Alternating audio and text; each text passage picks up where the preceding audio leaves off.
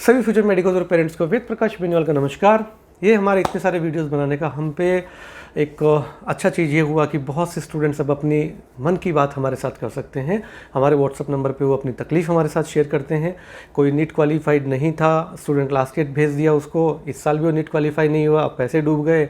अब कंसल्टेंट उनको कन्विंस कर रहा है कि आप उसी कंट्री में रह लीजिए, ये कर लीजिए, वो कर लीजिए। बहुत सारी चीज़ें हैं, तय आपको करना है कि क्या करना है।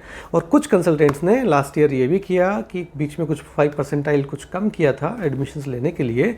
नीट का पासिंग स्कोर जो सिर्फ एक न्यूज़ में आया था, और हमारे एक बहुत अच्छे फ्रेंड जिनको मैंने पूछा था, उन्होंने हालांकि एक स्क्रीनशॉट पे लिखा कि if you want to get that document the chain of this documents please ping me up.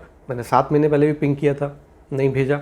मैंने 3 दिन पहले भी पिंग किया, फिर भी नहीं भेजा, क्योंकि शायद उनकी नाराज़गी मेरे से ज़्यादा बड़ी है। हालांकि मैंने उनको कॉफ़ी के लिए भी पूछा था रोस्ट करने के बाद कि भाई कॉफ़ी पिएंगे तो आपके पास टाइम हो तो कॉफ़ी पी सकते हैं।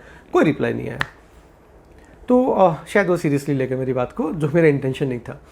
और अब आज के वीडियो में मैं आपको कहना चाहूँगा कि वो सारे स्टूडेंट्स जो परपेचुअल हेल्प में पढ़ रहे हैं फिलीपींस मनीला में, उनके लिए एक इम्पोर्टेंट मैसेज है कि आपकी कंसल्टेंसी यदि राजस्थान से है, जो आपने कहीं से भी एडमिशन लिया हो पूरे इंडिया में, लेकिन आपका कंसल्टेंट यदि राजस्थान बेस्ड है, हमारे प्रदेश का बेस्ड है, तो मेरी आपसे रिक्वेस्ट है कि प्लीज़ प्लीज़ प्लीज़ आप अपनी ट्यूशन फीस जो आपने अभी तक भले ही यूनिवर्सिटी में पे की हो, भले ही कंसल्टेंट को पे की हो, उसकी रिसिप्ट्स ले लीजिए।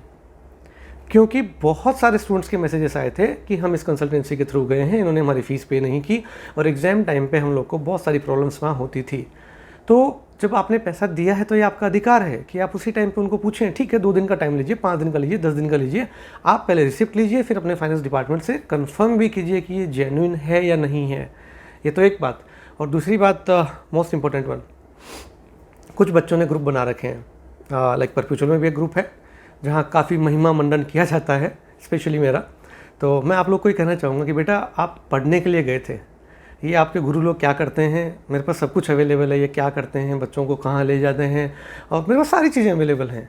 तो यदि आप पढ़ने ही गए तो पढ़ाई पे ध्यान दें। कंसल्टेंट वो क्या कर रहा है, वो क्या कर रहा है, कौन ईमानदार है, कौन क्या है, वो सब पे आप कमेंट्स करना छोड़ दीजिए।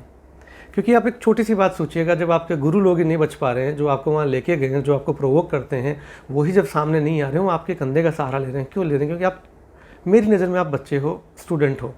मैं तो आपको कुछ नहीं बोलूँगा, लेकिन हर कोई शायद मेरे जैसा ना हो। और सबसे अच्छा लगता है माफ़ करते रहना, माफ़ करते रहना। और सबसे अच्छा कब लगता है? जब सामने वाले को पछतावा हो। मेरा मानना ये है।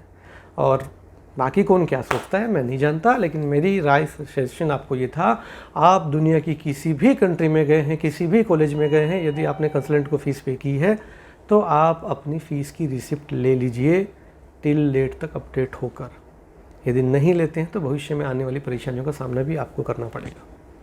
बाकी यदि किसी स्टूडेंट की ऐसी प्रॉब्लम्स है कि कोई पैसे खा गया है, कुछ उनको डिलेमा में रखा है, तो हम सिर्फ डिस्कस कर सकते हैं, क्योंकि हमारे पास कोई लीगल अथॉरिटीज़ नहीं है कहीं।